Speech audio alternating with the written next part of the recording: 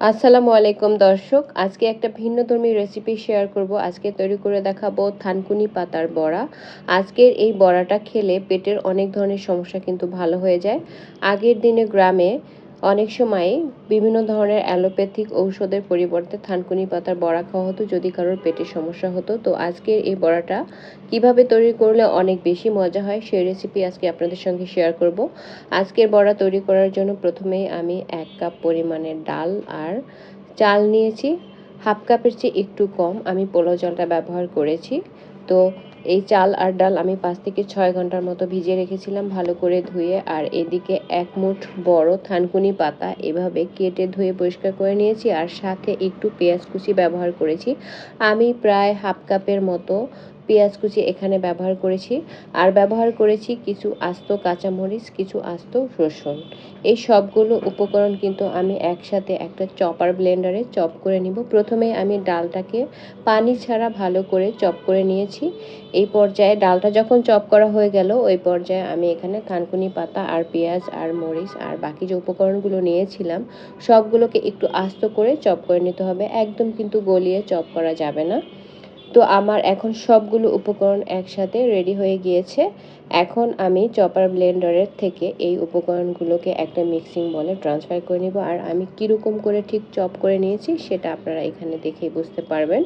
একদম গলিয়ে ফেলিনি, একটু দানা দানা রয়েছে। এইভাবে হচ্ছে এই উপকরণগুলোকে চপ করে নিয়েছি। আর সবগুলো উপকরণ আমি একটা বোলে ট্রান্সফার করার পরে সাথে আরও 1/3 কাপের মতো বেসন ব্যবহার করেছি যাতে বাইন্ডিংটা বেশ ভালো আসে। সাথে ব্যবহার করেছি পরিমাণ মতো লবণ, হলুদ গুঁড়ো ব্যবহার করেছি, লাল মরিচের গুঁড়ো ব্যবহার করেছি, আর একটু ভাজা জিরার গুঁড়া এখানে ব্যবহার করেছি।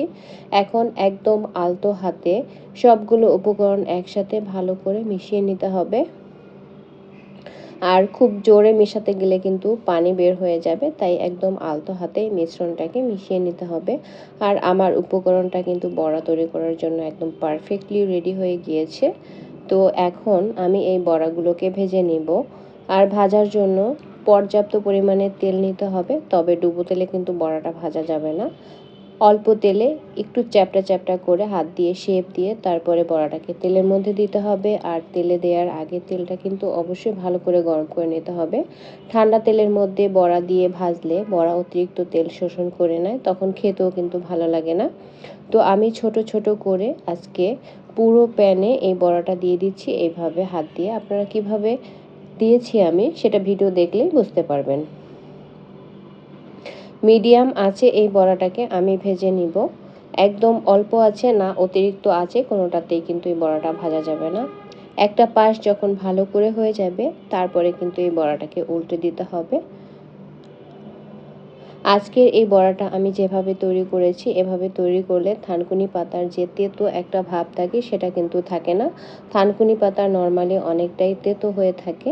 তো এভাবে ডাল আর চালের মিশ্রণ দিয়ে এই বড়াটা যদি তৈরি করা হয় তাহলে কিন্তু এটার তেতো ভাব যেমন থাকে না, খেতেও যেমন সুস্বাদু হয়, তেমনি এটি কিন্তু শরীরের জন্য অনেকটা উপকারীও। তো আমি প্রত্যেকটা বড়া এভাবে উল্টে দিয়েছি যাতে করে সব দিকই বেশ ভালো করে হয়ে যায়। এভাবে উল্টে পাল্টে তারপরে বড়াগুলোকে ভেজে নিতে হবে।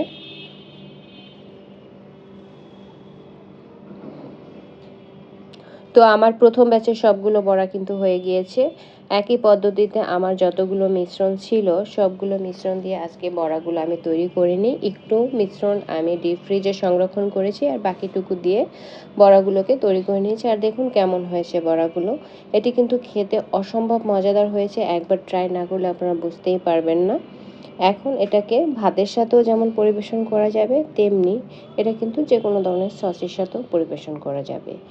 তো আজকের এই থানকুনি পাতার বড়াটা আপনাদের কাছে কেমন লেগেছে একবার ট্রাই করে জানাতে ভুলবেন না। আর এই বড়াটার রেসিপি যদি আপনাদের কাছে ভালো লেগে থাকে আমার চ্যানেলটি সাবস্ক্রাইব করে রাখবেন, এবং প্রতিদিন নতুন নতুন রেসিপি দেওয়ার সাথে সাথে নোটিফিকেশন পেতে চাইলে চ্যানেলের পাশে যে বেল বাটনটি রয়েছে সেখানে প্রেস করতে ভুলবেন না। সবাই লাইক, কমেন্ট ও শেয়ার করে পাশে থাকবেন। সবাই অনেক অনেক ভালো থাকবেন। আল্লাহ হাফেজ।